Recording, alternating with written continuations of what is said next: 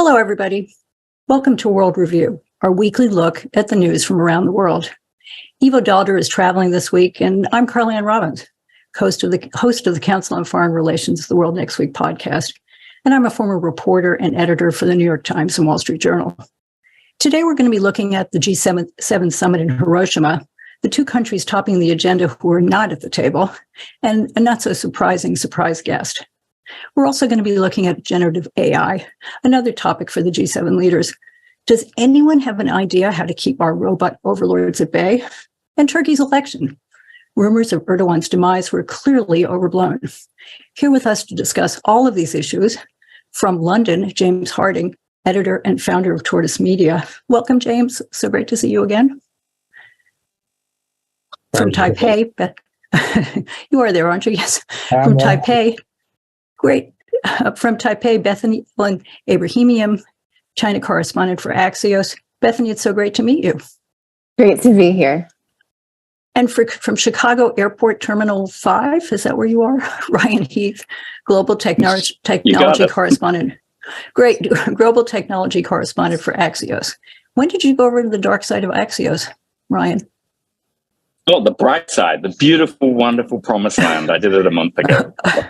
Okay. Well, I've been reading you. I miss you. I miss your national security stuff, but very glad to nerd out with you every week. So, Bethany, if we might start with you, the Chinese don't seem happy about the G7 meeting. They sent a PLA Navy flotilla to circumnavigate Japan ahead of the summit. And Xi Jinping convened his own counter summit this week with Central Asian leaders. So while the G7 is clearly on Xi's mind, what do you expect the meeting to actually produce on China? Yeah, so leaders of 7 nations are meeting today. They met this afternoon in Hiroshima. Of course, that doesn't include Russia or Japan. Russia used to be a part of the G8, was expelled in 2014 after they annexed Crimea. But those two countries, as you said, are the main topic of discussion today and this weekend. The war, the Russian invasion of Ukraine is, at the front of everyone's minds. The U.S. announced new sanctions today. The G7 criticized Russia by name very harshly. China is a little bit trickier because, the G7 is expected to release a statement that denounces economic coercion.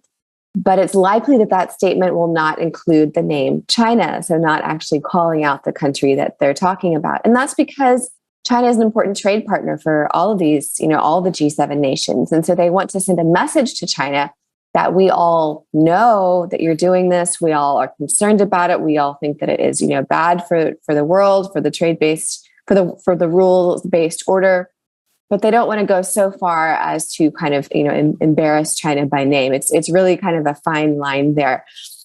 But it's, as you mentioned, China sent, a warship around Japan. I mean, if Xi Jinping really wanted to, be friendly or to try to, prove to these people that that China under his leadership wasn't a concern, that is not how he would act. And so, I think it's really just reinforcing the level of hostility here.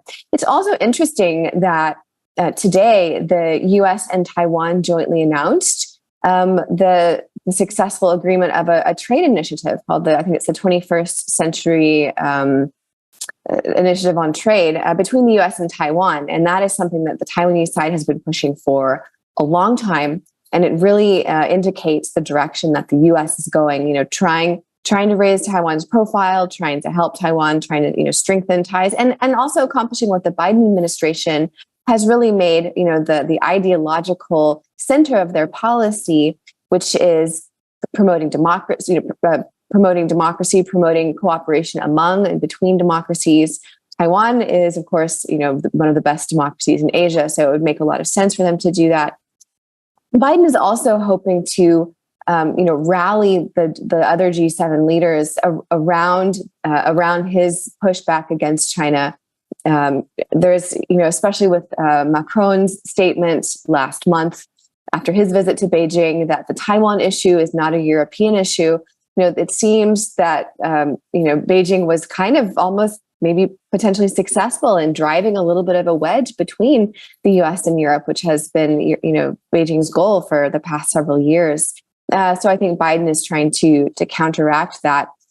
Kind of overshadowing this, though, from the US side is the looming debt ceiling, crisis that we're about to have. And in fact, Biden has cut short his trip to Asia. He was planning on going to Papua New Guinea, in a Pacific Island nation. Pacific Islands is where China has been doing a big push for influence, an area of key geostrategic importance. And also, Biden was going to go to Australia. He cut that trip short to go back to the U.S. For these discussions, but I think just highlights again for everyone the primary issue with the U.S. trying to lead this kind of a big push against China and a big push for democracy. Our domestic issues keep getting in the way.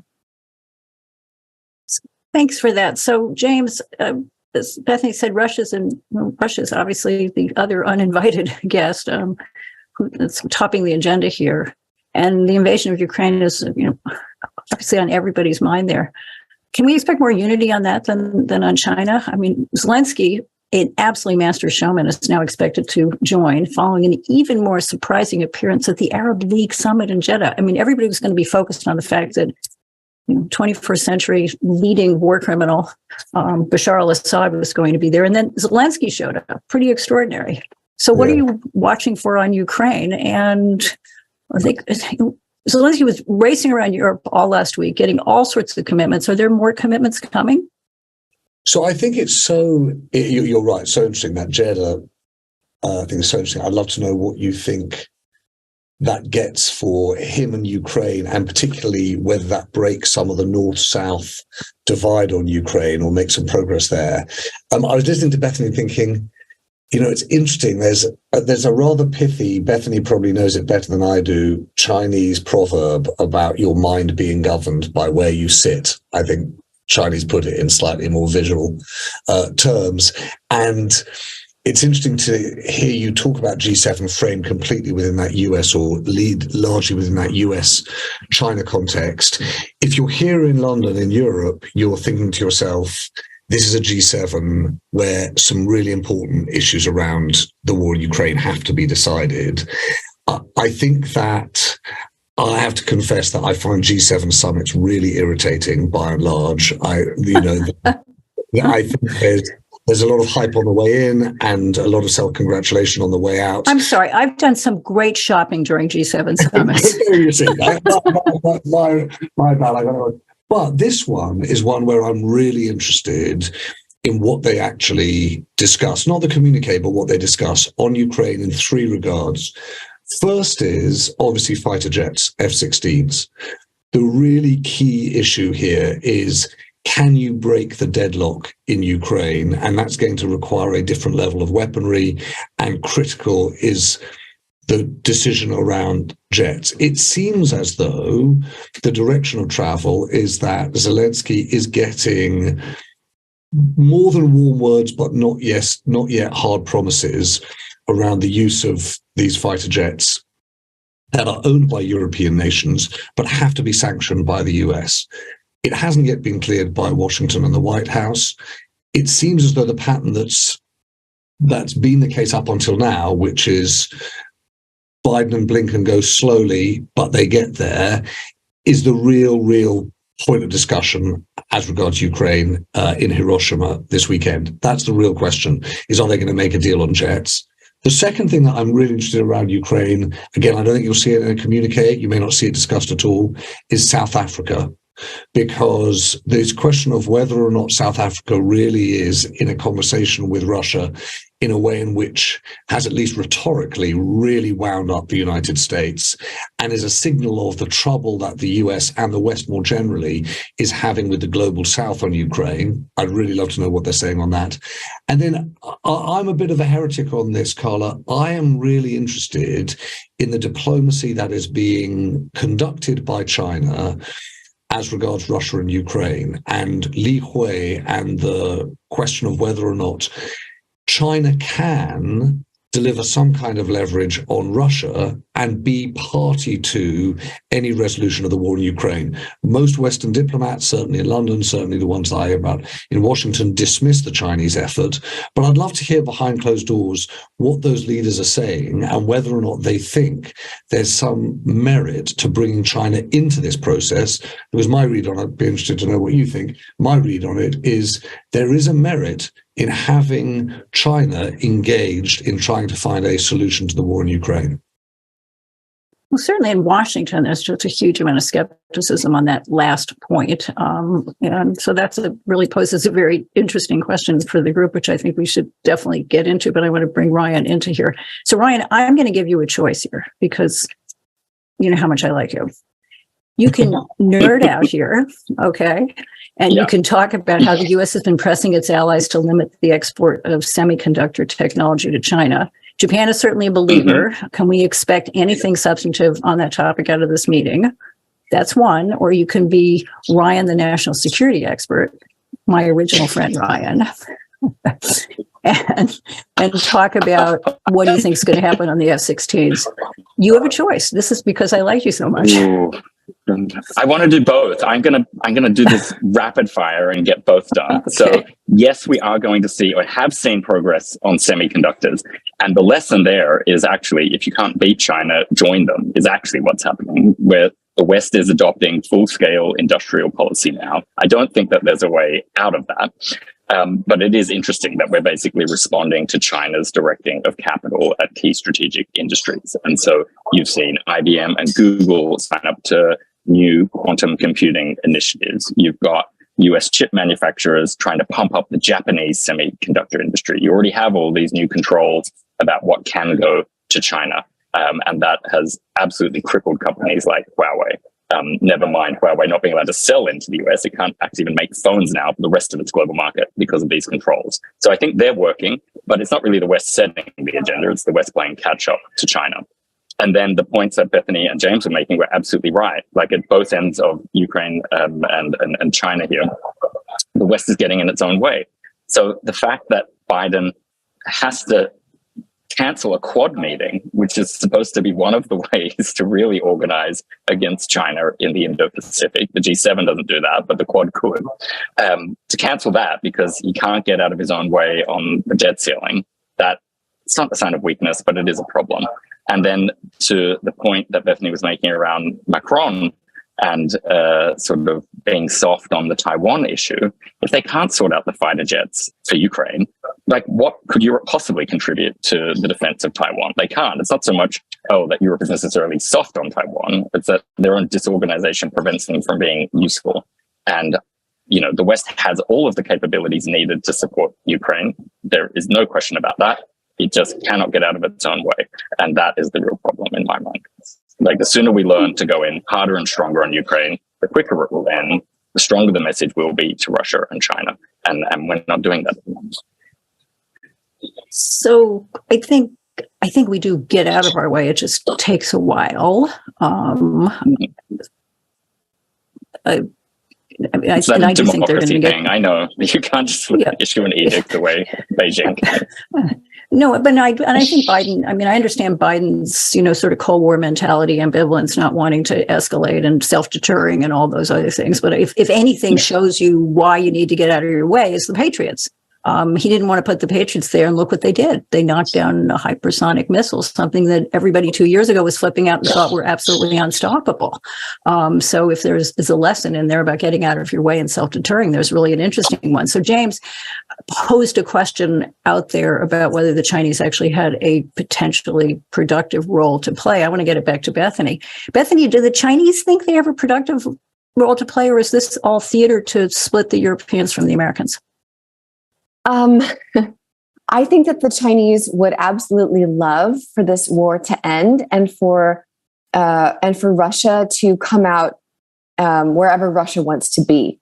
So I think that Beijing has obviously been very supportive of Moscow up to a point. Not to directly sending military aid, but certainly extremely diplomatically supportive.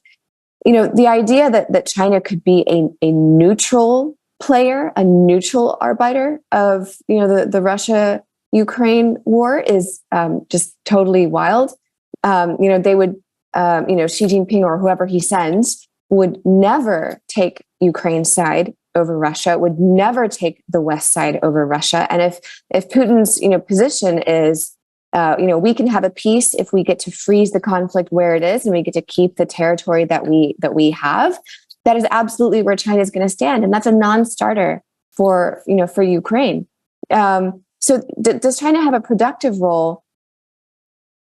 Yes, if everyone is willing to let Putin have what Putin wants.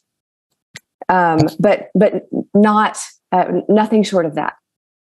James, you don't have to raise your hand. Jump in. Someone's never quite recovered from that. But Bethany, I think this is really important. And by the way, Carla, I'm going to try and lure you away from being the person kind of holding me and hear what you think about this, because I'm really worried about this in that it's obviously the case that China's much closer to Moscow than it is to Kyiv. It's clearly the case that Washington's much closer to Kyiv than it is to Moscow. I have a very strong sense of who's right and who's wrong in this. The question is, to my mind, whether or not Washington is convincing itself and its allies that freezing out China from a diplomatic process is the right thing to do. And my question to us is, why wouldn't you want to have China engaged in trying to resolve this problem? Because the benefit of that is that, we know China, we know Xi Jinping a little bit, and when they do commit to try and get something done, they're invested in finding some kind of solution. If essentially Li Hui's diplomacy is just written off as a kind of tactical and divisive approach by Beijing with no seriousness behind it, you don't make the most of it. And I'm worried that at the moment, the way in which Washington approaches everything as regards China is it can't be trusted. There's no benefit for us with it in engagement. And it seems to me this is one of those moments where, of course, China is coming in and is much more likely to parrot Putin's line on this. No one's suggesting that they are even-handed or neutral arbiters. I'm not suggesting that. What I am suggesting is that dismissing them is probably unhelpful in global relations with China and potentially unhelpful in trying to find some kind of resolution in Ukraine. Ryan? I back that up. I fully endorse that. I have nothing further to add. Well, I think it, and I want to get onto. I want to get onto the robot overlords. But I mean, I don't know whether this is theater. I don't know whether this is an attempt. I tend to be of the view that this is an attempt more than anything else on Xi's part, and I'm not an Asianist, to split the Atlantic Alliance, and that he's playing to the global South more than anything else. That said, I don't understand the Biden administration's policy toward China, because this is the moment in which I would challenge the Chinese to actually do something productive. Yeah. And I don't understand also this Blinken notion that we can choke off their technology and try to grind them into the ground on one hand, but at the same time, we'll cooperate with them on climate change and cooperate with them on North Korea, and they won't mind. That I don't understand. That is a policy I do not understand, no matter how many times I've asked them to explain it to me. So this is a moment in which you challenge them to cooperate with you and see whether or not they can actually do something. Yeah, and my worry, Carla, is that something has changed so radically in the last 10 years, in that I do think that 10 years ago, and certainly 15 years ago, there would have been a division within Washington in the world of, foreign policy people. Some would be saying, hey, listen, let's work with China. Some would be saying, you've got to be kidding. But there would have been more of a debate. What I worry about is this echo chamber in DC now that says you can't trust China, and you're slightly gullible and foolish if you do. But you know where that came from. And anyway, I'm the moderator here, but you do know where that came from. It's because everybody fell into the Zellick, responsible stakeholder, and then everybody woke up one day and there was Xi Jinping. Yes. And everybody sort of felt like that we all got overly romantic and really did think that bringing China into the WTO was going to turn them into a happy democracy. And so everybody's really embarrassed more than anything else. So I think that's what happened. But I think you're right. I do think there's an incredible echo chamber right here, and I think it's a dangerous one. But enough about that. Let's move on to talking about echo chambers. Great transition here. Ryan, you wrote about this week's testimony before the Senate Judiciary Committee about OpenAI CEO Sam Altman urging the U.S. Congress, regulate me, please, to pass rules to limit the danger of so-called generative AI like ChatGPT. The G7 is also expected to hold a preliminary conversation on developing a common approach. You've also written about, I am reading you, the good ideas out there. You also wrote about the dangers that are out there. So are there any good ideas to contain the potential ills of AI? They're going to talk about it, but does anybody have an idea about how to limit our robot overlords? Yeah, there's a range of ideas out there. And I should say that I don't think the robot overlords are coming. I think we're much more likely to fatally damage our democracies before any robot overlords arrive on the scene, in which case, it's a bit of a moot point. Oh, that's cheery. Whether we have the robot overlords or not. So there's a lot of other problems before we get to the robot overlords. And we need to focus on some of those real dangers. And people who want to only talk about the robot overlords are putting us in peril for some of those more immediate dangers. Now, the difficulty in getting to any form of regulation is that there really is no consensus amongst either the most affected or the most knowledgeable people. So what you have is a real range of ideas and draft regulations that are out there at the moment. I think, while it is notable that people like Sam Altman say that they want to be regulated, he talks out of both sides of his mouth on this issue. There's nothing stopping him letting regulators into his offices right now. They don't appear to be there. So it's a very catchy line, but it also allows for OpenAI and other leading companies to sort of do a land grab when it comes to all of these generative AI innovations and sort of distract with the talk of regulation while they lock down the market and build out things that startups would never be able to capture. And then when we finally get around to some regulation, we might either have some severe consequences or an oligopoly sitting in front of our faces. So we need to be really not skeptical, but clear-eyed about some of those risks. Then in terms of what people are suggesting could be done to put guardrails around these most sort of groundbreaking forms of AI, there's a range. So the EU did everything right. It tried to think in advance of these issues. It tried to have an innovation-led approach instead of just hard regulation. It spent years negotiating an AI Act, and it did not take account of the possibility of text-based generative AI coming in and capturing our imagination and upturning everything. So it was a really good example of even when one of the world's toughest regulators that thinks really seriously and open-mindedly about an issue tries to tackle it, they can still get it wrong. So I think they have missed a trick in their approach, but at least they've got some regulatory muscles that they've developed on this issue. China has for 6 years been trying to develop regulations around AI and is actually about to finish the second round of generative AI regulation. They just finished consulting last week on that. That's a really impressive achievement. We should be honest about why they're trying to do that, because the Chinese Communist Party does not want to be disrupted by AI. It wants to have as much control as it can manage within the massive, complicated, sometimes anarchic country that is China. So that's their motive for doing this. But some of the side effects are really interesting, where if they think if they can get people to trust AI, they can build a really strong domestic market, which can build a global export market, especially among the global south and the Belt and Road countries. They can collect a whole lot of data from their people through facial recognition and other tools, patient data and things like that, which allows for further control. So it's one of these things where by doing regulation, they can build trust, and it's all in this autocratic framework, but they can do something really interesting and stable when it comes to AI because of the 6 years work they've put in there. The US has been much more lackadaisical about all of it. The long run might be helpful because, it allows all this innovation to occur. It allows some second mover advantage where they can cherry pick and learn from the lessons of other countries that got it wrong in their efforts to regulate AI.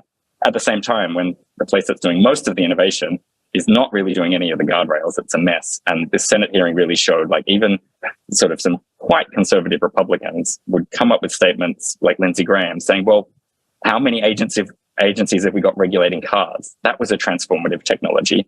And we have dozens of agencies involved in that. And, you know, Sam Altman, you're seriously telling us we shouldn't have one AI agency that's just looking at this transformative technology? So you got Republicans saying, hang on, we really need to get involved in this. So one day the US will catch up to the EU and China, but I don't think it's going to happen anytime soon.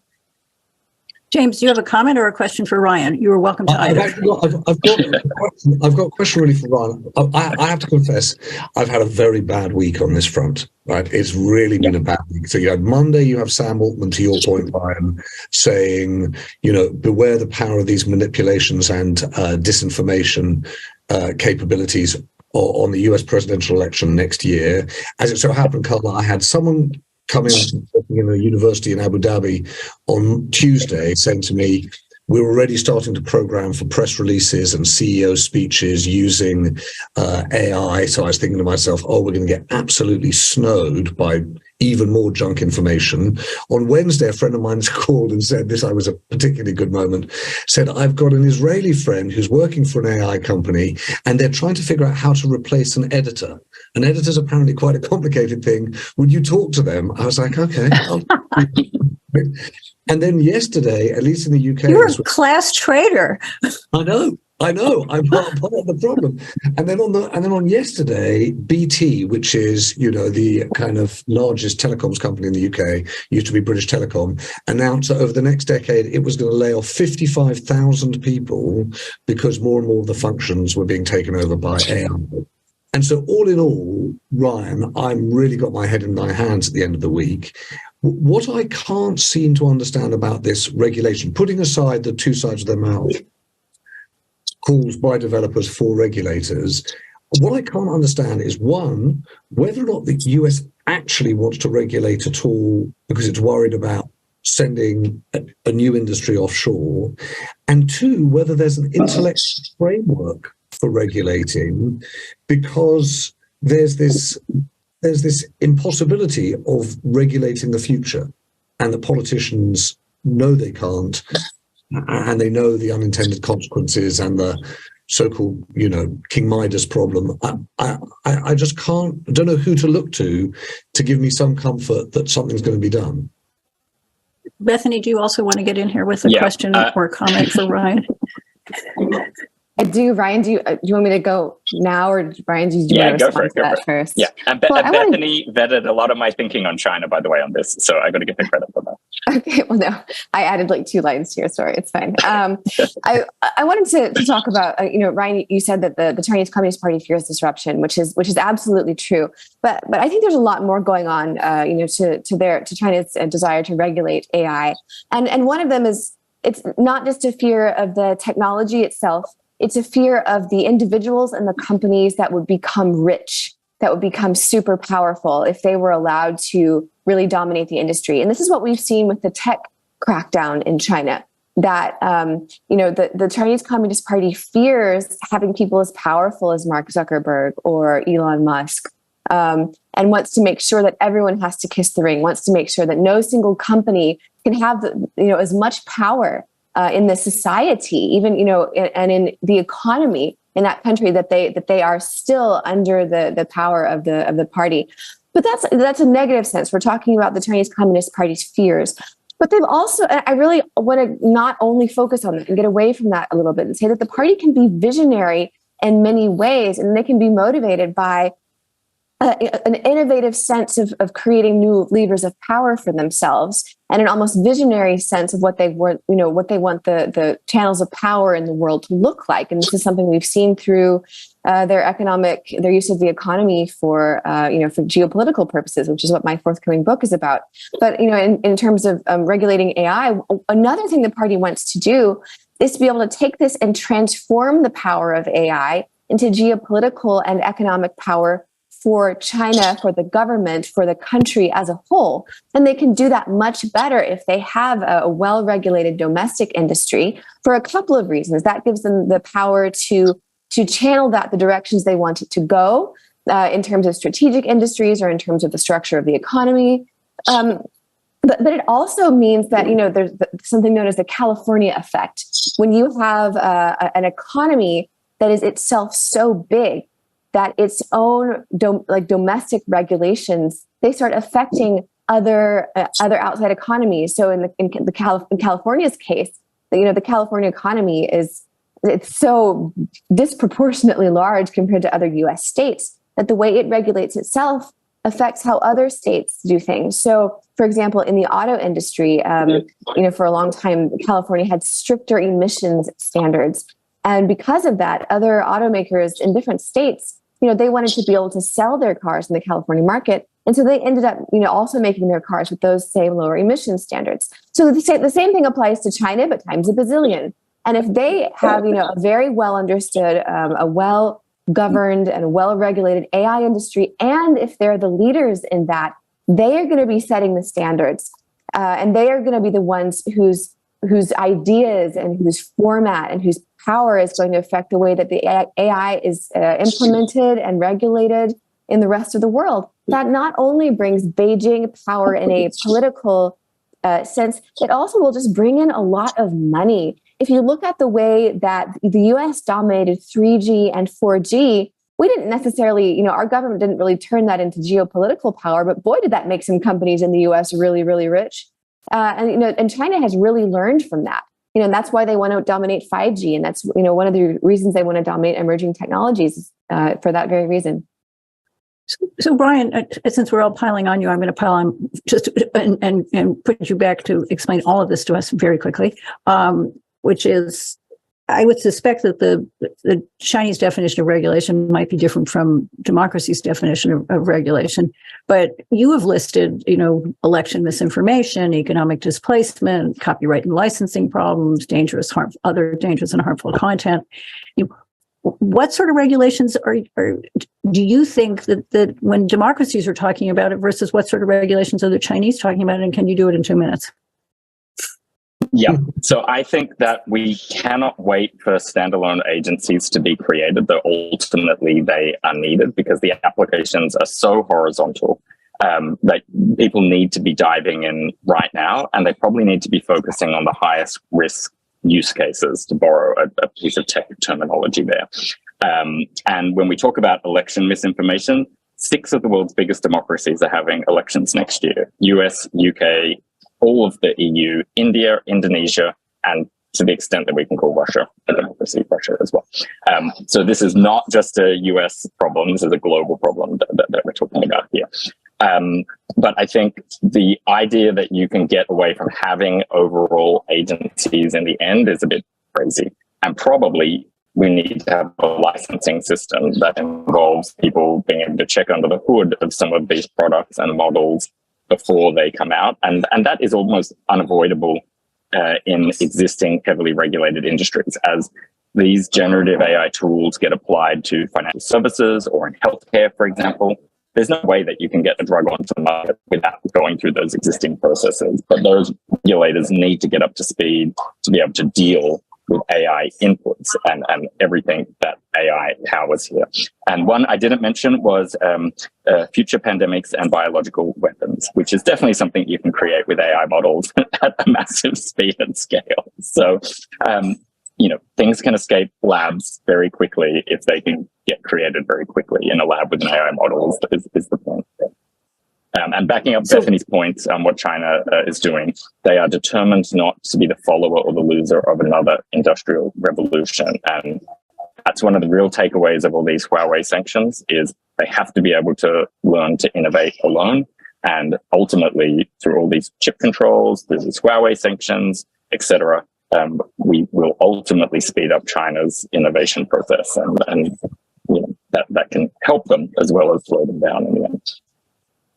But so maybe I'm being a bear of limited brain here, but the definition of regulation here would then be, when you say getting under the hood, I mean, they want to see the algorithm to make sure that it can't design a virus, or it can't promote election misinformation, or it can't allow a generative AI to promote democratic ideals.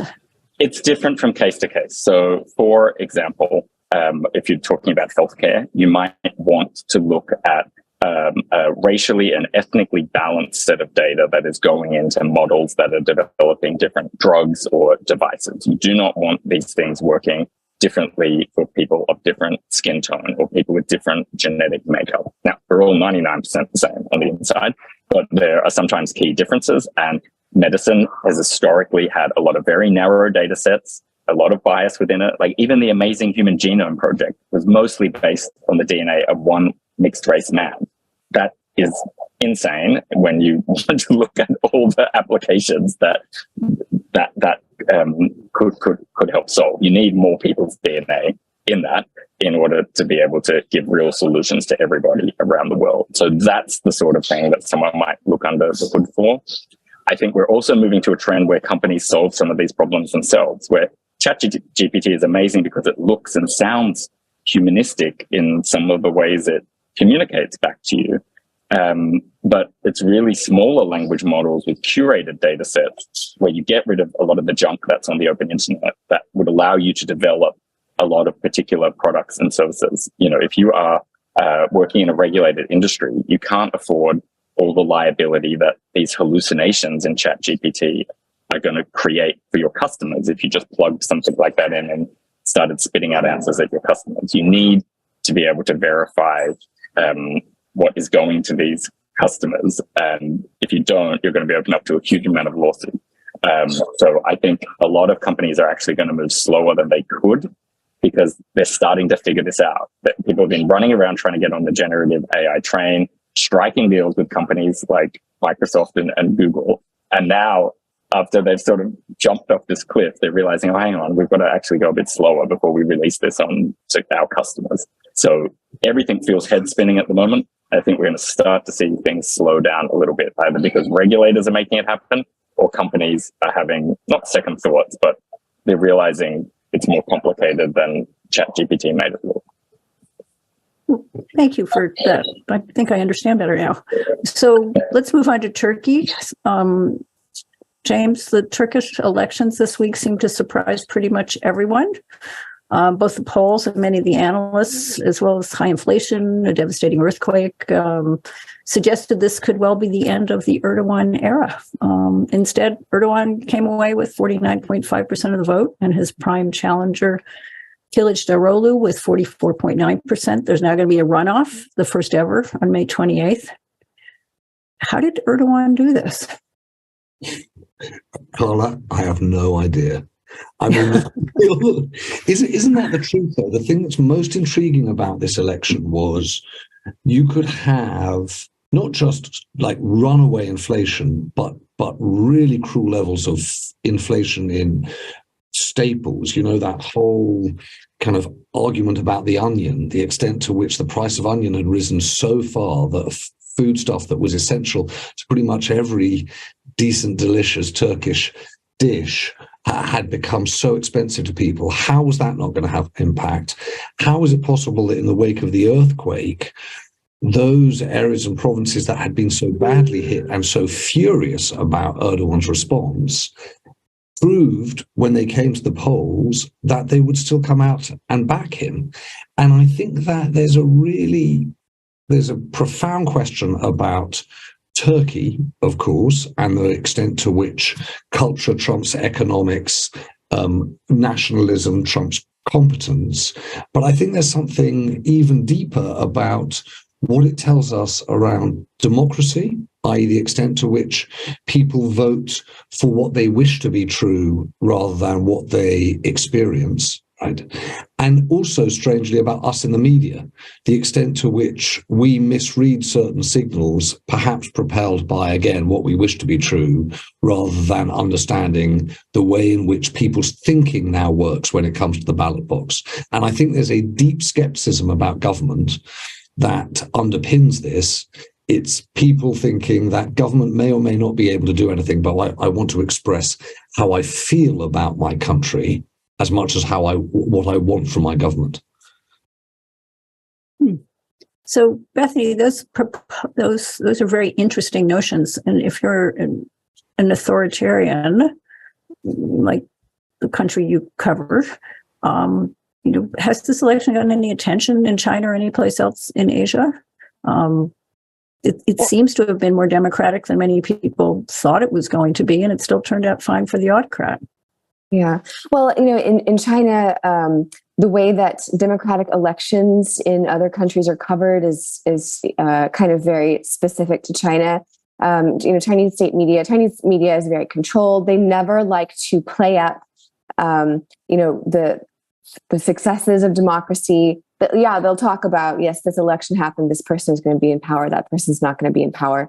But there's no discussion of these kinds of issues of democracy versus authoritarianism, obviously. And at least from an official perspective, the Chinese government doesn't want to be seen as influencing another country's outcome or something like that. So, in China, there's not a lot of interest. Just under the normal population, there's not a lot of interest in Turkey. And then from an official public-facing perspective, there's not a lot of value seen in promoting discussion about the outcome of this democracy, because all of this democratic process, because all that does is emphasize the fact that in China they don't have this, and the government, really always wants to promote the idea or to marginalize the idea, to not have the idea that elections are beneficial in any way. And they don't want to promote the idea that other people are having a fun time discussing their own elections, whereas Chinese people can't. So this kind of an issue is not something that can be really widely discussed. So, Ryan, to go back to, if we lost Ryan? Oh, it seems to be you're there, but a black box. Oh, there you are. You're back. So, how the people I talked to in Washington were, not that they would ever say this publicly, were sort of like, "Oh my God, please, please, please, please, please! Our life would be so much easier if he went away." People you talk to in U.S., the people in Europe, how are they reacting in private to the idea of a continued reign of Erdogan? I mean, are they making their peace with this? I mean, it seems pretty certain that he's going to get, how many more years does he serve for? Another 20? It's almost for life at this point. I think most people were very realistic in the US and assumed somehow, whether through legitimate means or ballot stuffing, that Erdogan would stay in power. I think there are a range of factors at play. Like, I think Erdogan has been extremely good at attaching his movement to people's identity, whether that's religious or cultural more broadly. It's Trumpian in that sense in a lot of ways. And that's very successful. Whereas the Turkish opposition has been divided for a very long time. There is a very real Turkish brain drain. So a lot of the people that could have been the best organizers to oppose Erdogan have over time taken their brains and their capital to other parts of the world. So the Turkish opposition movement hasn't been as organized as it could have been. It's also been decimated by systemic attacks on independent media for years, including large numbers of journalists being jailed, media outlets being shut down, the main news agency of the country effectively being state controlled. And ultimately that all makes the environment a lot harder for anyone to try to gain power. And opinion polls were themselves not very accurate. They, at the very last minute, they started to show conservative, but 90% of these polls had the opposition in the lead all the way up until 2 days before the election. So it is a really messy, difficult situation. Yeah. So, James, I'm going to give you the last word. We have about a minute left, which is, and it's a complicated question, but you can run with it, which is Erdogan going to be different? Given a new life, will he be a more responsible leader domestically? Is he going to be a better player internationally? Is he going to embrace, Sweden into NATO? I mean, is he going to be a better player, or is he going to be Erdogan? So we're not there yet. There's a second round. There's May 28th. Yes. There is the crucial 5-6% that's to play for. And the question is whether or not Erdogan has to do a deal. It's more domestic on his interest rate inflation policy. You know, he's got this kind of Zaidi Erdonomics where, you know, he wants to meet soaring inflation with lower interest rates. So there's a domestic question that is clearly to be answered, and that might change. I think the point that Ryan's making is the right one, that there is so much that was to be unlocked by a different kind of Turkey as regards NATO memberships, as regards the regional politics, as regards the Middle East. So I don't see that changing, but we don't know. What is definitely the case is that your point, Carla, is right. The expectation and hope was a change in Ankara would unlock a whole world of conversations. I don't think they're going to get unlocked. Well, luckily we get to come back here again and talk about it after the 28th election. I hope you guys will be back with us. Thank you, guys. This has really been just a Bethany and James and Ryan. It's been a really fabulous conversation. And that's it for this week's edition of World Review from the Chicago Council on Global Affairs. I want to thank James Harding of Tortoise Media, Ryan Heath of Axios, and Bethany Allen-Ebrahimian of Axios, talking about ruling in the world, Axios. Evo will be back next week, and we hope to see you all then. Stay safe, everyone. Thank you, Carla.